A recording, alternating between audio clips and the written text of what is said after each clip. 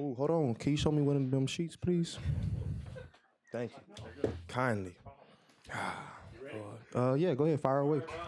Troy, you've got another contender in the North Division coming up next week. You've got game day just announcing they're going to be here. Are you guys ready for that kind of a game on that kind of a stage, based on what you've seen the last 3 weeks? Yeah, I mean, my bad. We're really just focused on Stanford and playing a great game. It's our first Pac-12 game at home. We're not really worried about the outside media day or the game day, whatever it's called, the college game day, whatever. We're kind of just focused on Stanford and trying to get better and become 1-0 in the Pac-12 because our goal is to take the Pac and win the Pac-12. So just got to go out there and start off on a great foot and get it rolling. Troy, does it feel like defensively last 2 weeks have been kind of giving up some big plays, but not any real sustained drives? I mean, if you can avoid, kind of giving up the big one, you guys have kind of gotten teams into some tough down and distance situations. Yeah, we just got to improve, like you said. We got to eliminate some of those explosive plays, and that just comes with learning and watching film and just learning from your mistakes. And I think guys, we're going to really improve on that. We're going to lock in hard this week and focus on the things that we did bad today, and watch film tomorrow. Really get where we got to go, and just keep fighting, keep going forward.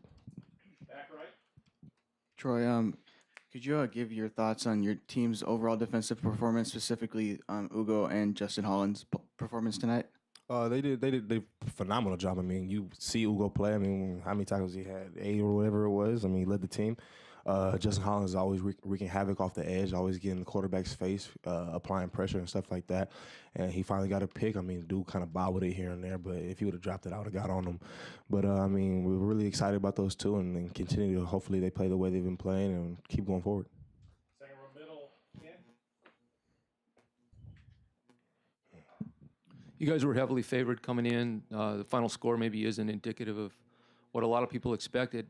How do you feel that the team approached the game mentally coming in? We approached it well. I mean, I don't think we did anything. I don't think we looked over to the next week. I think we were focused on San Jose State. San Jose State's a great team, though. I mean, don't get them wrong. I mean, they had a lot of athletes on offense and on defense. They were good up front. I mean, they have a really good team put together. I mean, they just have been playing it's been a rigorous schedule for them, so they've been going through it. But, I mean, they're a great team, and they gave us their best shot today, as everybody does when they come into Autzen. So we were just really prepared, and we just got to fix up the little things and get better.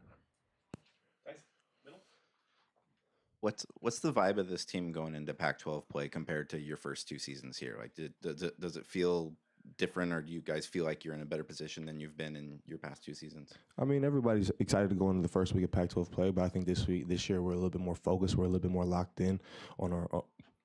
Excuse me, my bad. But we're more locked in on our team goals, and we're really focused on playing each game and each down and one at a time. And we're just really excited to play against Stanford at home and get a shot to go 1-0 in Pac-12 play. Yeah, Troy, Stanford, good quarterback, a couple of good receivers, tight ends. But Bryce Love had a good game against you guys last year. How do you feel like your fits are on run defense at this point? And then are you looking forward to that challenge of stopping Love?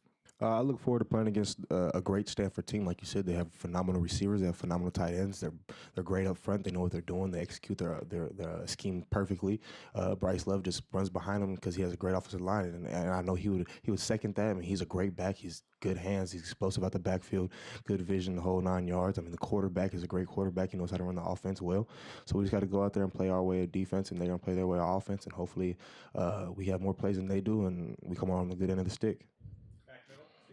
Troy, you take us through kind of the defense thoughts there when they get the kick return down to the 5-yard line, and you guys are up comfortably, but you come out there and get the stop there. There's some talk there that was kind of a tough moment where you guys could step up and show some toughness, not giving to the 5. Yeah, I mean, every time you get into the red zone, you try to dominate the red zone, and the way we look at the red zone is a 15-yard line in, so anytime the ball's inside the 15-yard line, we try to go out there and dominate that space because we know that we have to dominate the red zone to be able to win games. Can't give up touchdowns. I mean, we'll take 3 points, but we don't like it. But, I mean, once you go out there, I mean, have the energy of the crowd. It was pumped up. I mean, you could barely hear anything. I couldn't even hear myself think when they all started. So, I mean, it is what it is. I mean, we went out there and we played great defense on that drive, and we just got to keep improving and keep getting better. Thanks, Troy. Perfect. Thank you.